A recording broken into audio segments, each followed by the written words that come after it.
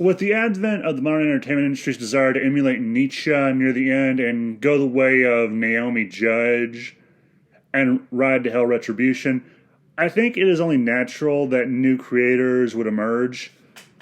Some of these now coming from YouTubers such as Shadiversity and Doug Ernst, and I can only welcome it with the excitement because, well, people like James Cameron and George R. R. Martin aren't going to provide us with acceptable escapism, apparently.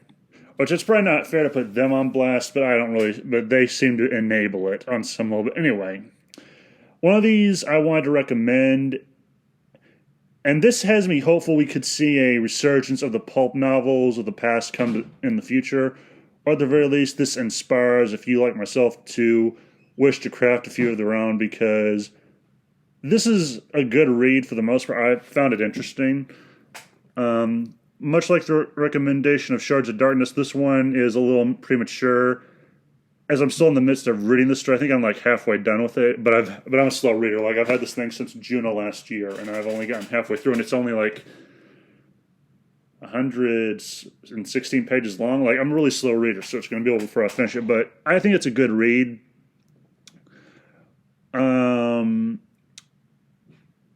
Yeah, again, slow reader.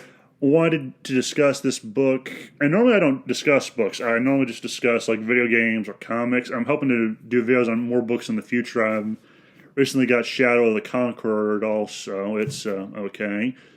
But yeah, this is why I think you should check this book out. Now, I doubt I failed to make it pretty evident in some of my videos in the past, but in the event I did not, or I just didn't release those videos because sometimes I just decide not to release certain videos, I'll put the disclaimer here. I am a huge Razor Fist fan, so I have a bias here. If you don't know who Razor Fist is, he's a YouTube commentator. Really awesome channel. And just fun to watch. He's very entertaining. He's like, I sometimes call him the Blackie Lawless of YouTubers. I just don't call him that in my videos usually, but it's kind of a good assessment. He's kind of a rock star among YouTubers from what I hear. But anyway, he made this book, and yeah, I have a bias, or a massing, throbbing bias in some. Well, actually, no, that would probably come off as creepy. But yeah, interpret that as you please. He's number one, blah, blah, blah. But as a fan, this is kind of why I got the book, but anyway, if you don't know him, also, because I'm going through the notes I left behind from a blog I did, if you want to know what kind of videos he did a bunch of metal and music mythos videos. He does videos on film noir called Film Noir Archives. He also does some pretty good political commentary, in my opinion, which is always entertaining. And I mostly say all this so you know to take my recommendation here with so much salt. If Lot saw it, he might mistake it for his wife.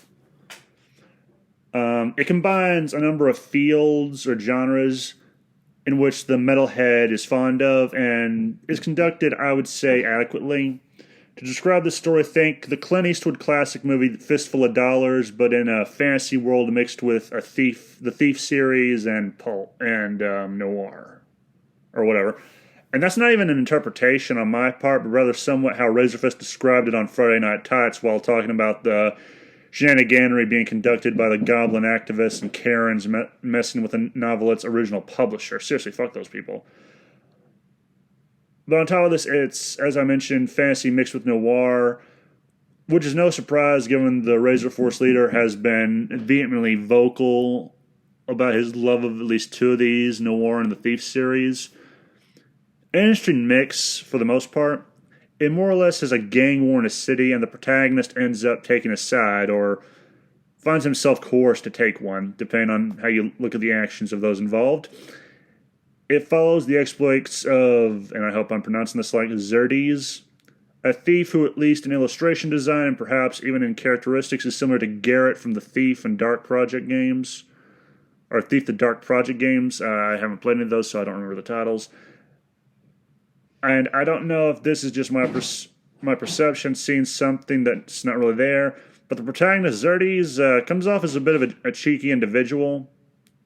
If you've noticed this as well, Would have to believe this was done because it was crafted to be similar to in the vein stories similar to those fashioned by the writers of pulp and noirs, like Raymond Chandler or Dash and Handler, I believe is his name.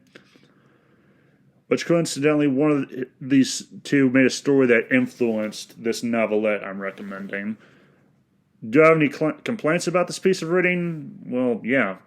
Much like Razorfist videos, it does require you to keep a dictionary on standby, or at the very least, you'll be Googling a lot of words if you have a short of vocabulary like me.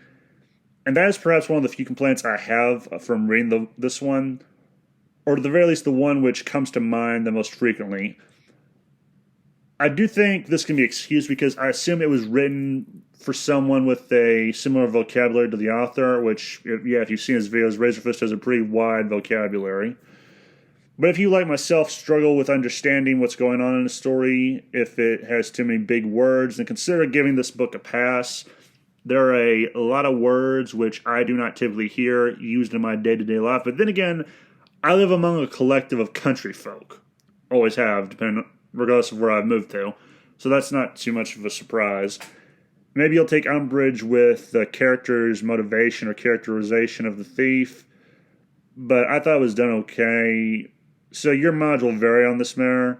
There was also some moments where I felt like it was being foamed in terms of wording. Imagine Lovecraft, his detractors basically have said he would just pile on the adjectives, and some may have a similar sentiment with regards to The Long Moonlight, but overall, I think it's an okay book, crafted by an awesome YouTuber. If it was possible, I would recommend reading samples to see if it's to your taste, but I recommend it, or at least try it. It doesn't have much fat. Well, no, unlike most novels I read, it doesn't have a lot of fat in it. It gives you the basic information you need to know when you need to know it. And that's it. It's a good read, in my opinion, and he, at the time of recording this, I think he's about to put out the sequel to this book. Like, he had 3 planned, and the second one's about to come out. I think it's called Death Mask. Anyway, that's the video. Just let me know your thoughts if you've read already. I actually tried reading some reviews of the book to find people's complaints on it to see if maybe there were some things I should mention. There was one weird guy. One guy was weird about it. I think he brought up Alan Moore at one point for some reason, but oh well. Have a nice day and pray for sanity.